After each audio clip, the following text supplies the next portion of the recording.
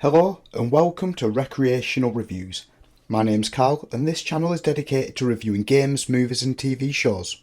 Today I'm going to be diving into the brutal universe of Warhammer 40K Space Marine 2, available on PS5, PC and the Xbox Series S and S.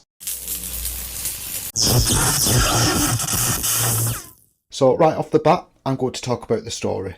Throughout the campaign, you'll play as Lieutenant Titus, a genetically enhanced killing machine, and after a decade-long absence, Titus returns with a new mission, fighting off swarming Tyranids. And for those like myself, who are new to the Warhammer franchise, they are basically the giant alien equivalent of locusts, that can be the size of small buildings, with teeth and claws that can cut through steel. Now, the narrative is straightforward, but simplicity does not mean boring. The world is bleak, it's filled with doom, destruction, and giant gothic cathedrals in space.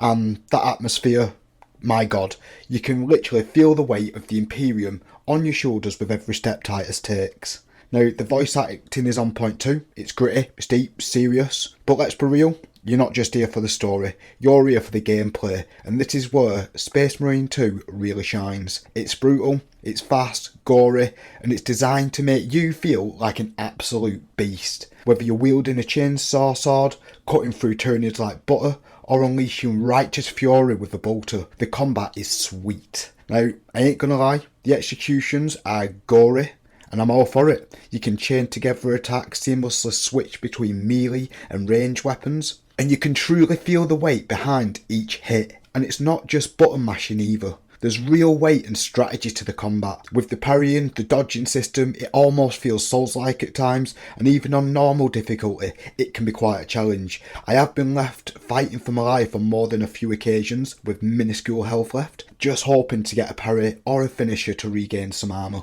It's not all sunshine and rainbows though. I have found the gameplay at times can feel a little clunky and heavy. I get that the Space Marines are wearing these big ass giant mech suits, but the clunkiness is real. Also, the aiming to me when I first started felt a bit off. I often found myself shooting just to the left or right of the enemies that I was actually aiming at. Now, I have got used to it now, but let me know down in the comments below if you found it to the same when you actually started playing the game. These are very minor gripes, though for me, haven't altered my experience or enjoyment when playing the game. So let's talk about the enemy types. There's a wide variety throughout the game, which keeps things interesting. You've got the smaller, swarming Tyranids that are basically cannon fodder, and then there's the elite enemies that actually make you want to call your mum.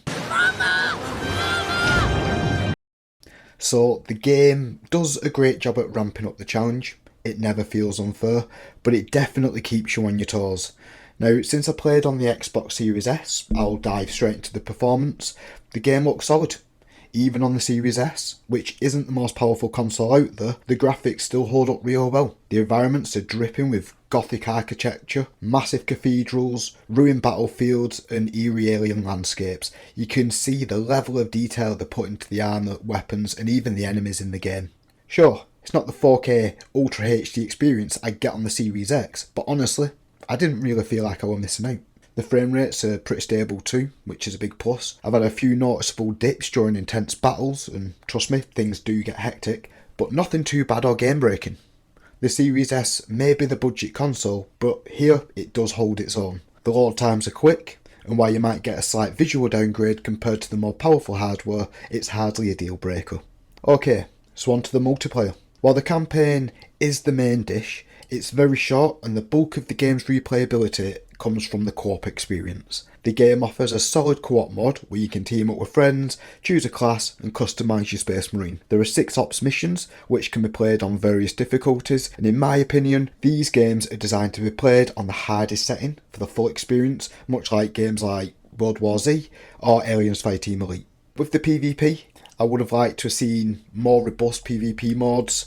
I'm not a big PvP guy myself, but to me it feels very similar to like Destiny 2 PvP mods, but just way more clunky. I would have loved to see something different or unique done here. Imagine if the PvP was like the ops missions, but it's 2 teams fighting to complete the same objective in just one ops maps, and then with all the Tyranids trying to basically kill both teams. Now that would have been a PvP mode worth my time. So ultimately, should you dive into Warhammer 40k too? Well, if you're a die-hard Warhammer 40k fan, or you love games like World War Z, Alien Fire Team Elite, absolutely, this is the game for you. However, if you're not, then I'd advise you to wait for a sale. Even though I like this game, I do feel the £60 price tag is a lot for someone like myself who is new to the franchise, or for someone sort of new to this genre of game. So if you can pick the game up for around 40 quid, it's definitely worth giving it a go, and you'll be getting a bargain there. And that's all I've got to say, so I'd like to give you a big thanks for watching, and if you enjoyed this review, make sure to smack that like button, hit the bell icon and subscribe for all your reviewing needs. Let me know in the comments below, what do you think of Space Marines 2? Are you playing it? Are you waiting for a sale? Until next time, stay frosty.